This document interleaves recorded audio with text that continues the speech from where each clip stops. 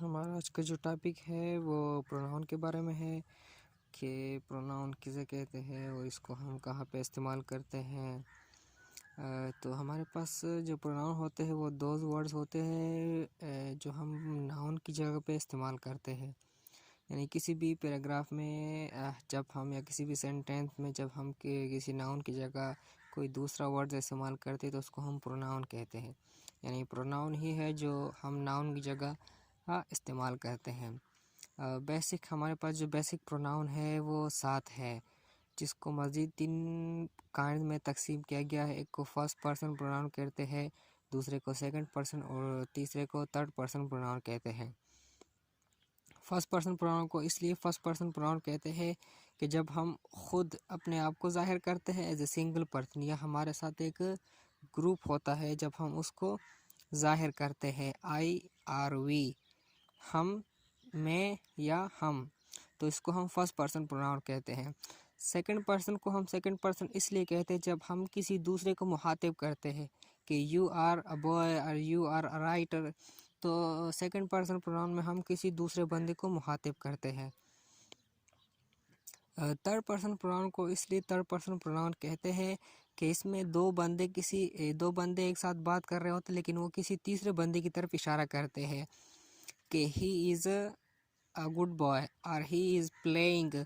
मतलब दो लोग बात कर रहे हैं लेकिन वो किसी तीसरे शख्स के बारे में बात कर रहे हैं जो कि वो मौके पर मौजूद नहीं है लेकिन वहाँ पर दूर खड़ा हुआ है, खेल रहा है या पढ़ रहा है, तो इसी वजह से इसको हम थर्ड पर्सन प्रोनाउन कहते हैं।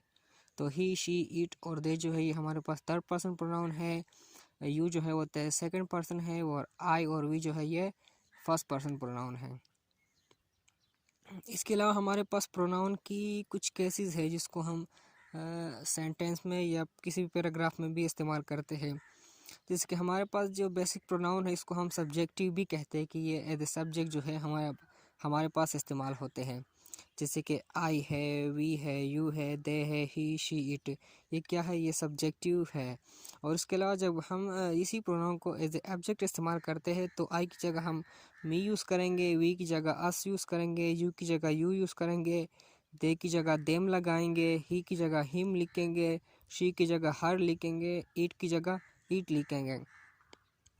और इसके अलावा जब हम एज ए पॉजेसिव केसेस में हम प्रोनाउन को इस्तेमाल करते हैं तो हमारे पास ये होता है माई भी हम इस्तेमाल कर सकते हैं, माइन भी, आवर भी और आवर्स भी, your and yours, their and their, his and his, her and hers, it and it's.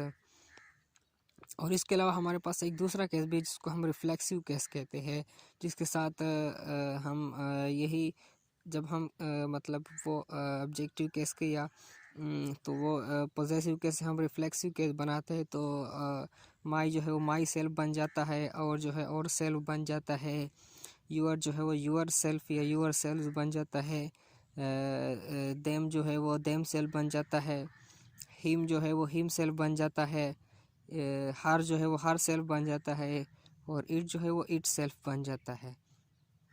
जो रिफ्लेक्सिव प्रोनाउन होते हैं वो बेसिकली जब हम अपने आप को रेफ़र करते हैं एक बंदा या हम किसी, जिसमें ऐसा होता है कि सब्जेक्ट और ऑब्जेक्ट जो होते हैं वो दोनों एक ही होते हैं। जैसे कि वो बोल रहा है कि he himself is writing a book और you yourself are playing this game, तो यहाँ पे हम क्या करते हैं, रिफ्लेक्सिव केस इस्तेमाल करते हैं।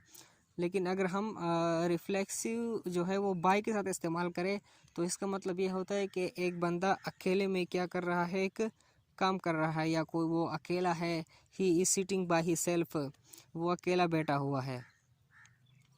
तो ये थी हमारे पास प्रोनाउन की केसेस जो कि हम मुख्तलिफ सिचुएशन पे इस्तेमाल करते हैं। तो ये थी शॉर्ट इंट्रोडक्शन जो थी प्रोनाउन की और उसके केसेस की, और मज़ीद भी हम बाकी प्रोनाउन पर एक दो वीडियो बनाएंगे तो वो भी देखते रहिए। शुक्रिया।